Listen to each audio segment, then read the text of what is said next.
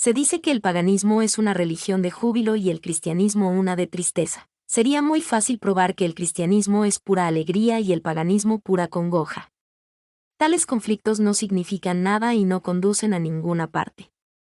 Todo lo humano debe tener en sí júbilo u tristeza. Lo interesante es la manera en que ambas cosas se equilibran o se dividen.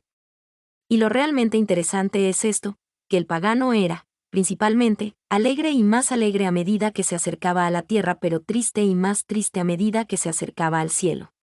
La alegría del mejor paganismo, como la jovialidad de Cátulo y Teócrito, es ciertamente una alegría eterna, inolvidable para una humanidad agradecida. Pero todo es una alegría en torno a los hechos de la vida, no en torno a su origen. Para el pagano las pequeñas cosas son tan dulces como el arroyito que cae por la montaña, pero las cosas grandes son amargas como el mar. Cuando el pagano mira al corazón mismo del cosmos se queda helado. Detrás de los dioses que son simplemente déspotas, se sientan los hados, que son mortales.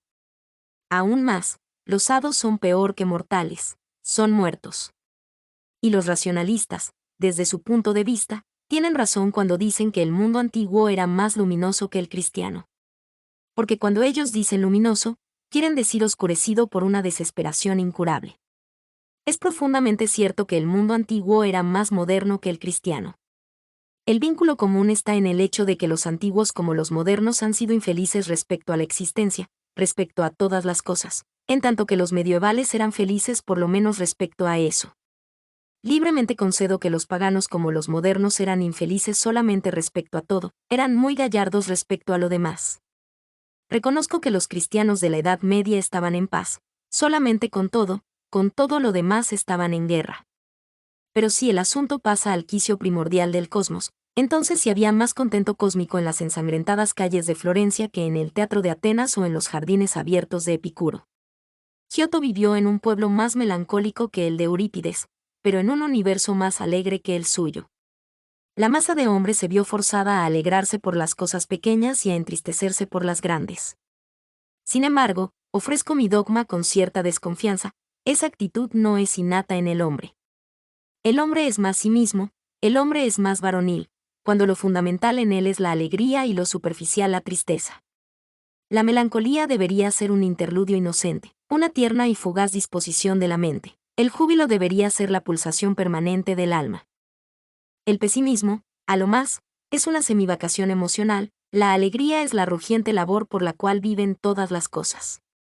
No obstante, según la actitud aparente del hombre visto por el pagano o por el agnóstico, esta necesidad primaria de la naturaleza humana nunca puede ser satisfecha. El júbilo debería ser expansivo, mas para el agnóstico, el júbilo debe retraerse, debe recluirse pegado a algún rincón del mundo. La aflicción debería ser retraída, mas para el agnóstico su desolación se extiende a través de una eternidad inconcebible. Esto es lo que llamo haber nacido al revés. El escéptico puede decir sinceramente que es charlatanería, porque sus pies bailan para arriba en un éxtasis ocioso en tanto que su cabeza queda en el abismo. Para el hombre moderno, los cielos están actualmente debajo de la tierra. La explicación es sencilla, está parado sobre su cabeza, la cual es un pedestal demasiado débil para pararse encima. Pero el hombre moderno sabe cuándo vuelve a encontrar sus pies. El cristianismo repentinamente satisface y perfecciona el instinto ancestral del hombre de estar en la posición correcta. En esto lo satisface soberanamente. Por su credo la alegría se convierte en algo gigantesco y la tristeza en algo accidental y pequeño. La bóveda que nos cubre no es sorda porque el universo sea idiota. El silencio no es el descorazonado silencio de un universo sin fin y sin objeto.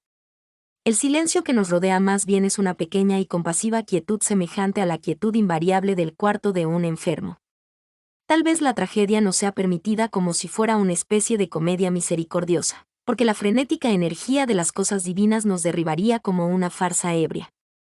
Podemos tomar nuestras lágrimas más ligeramente de lo que pudiéramos tomar la levedad tremenda de los ángeles.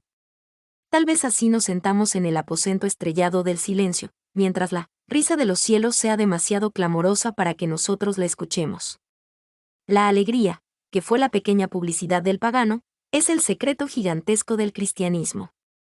Y al cerrar este volumen caótico, vuelvo a abrir el extraño librito del cual vino todo el cristianismo, y otra vez me ronda una especie de confirmación.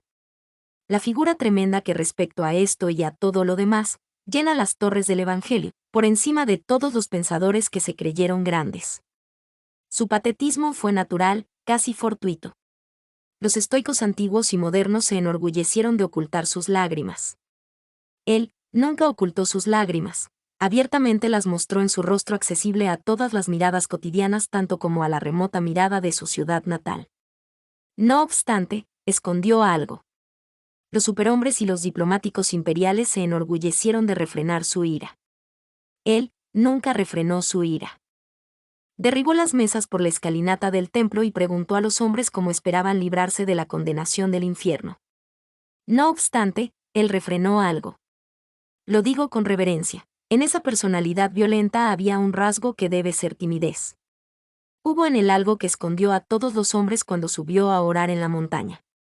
Había algo que constantemente ocultó con un silencio repentino, o con un impetuoso aislamiento.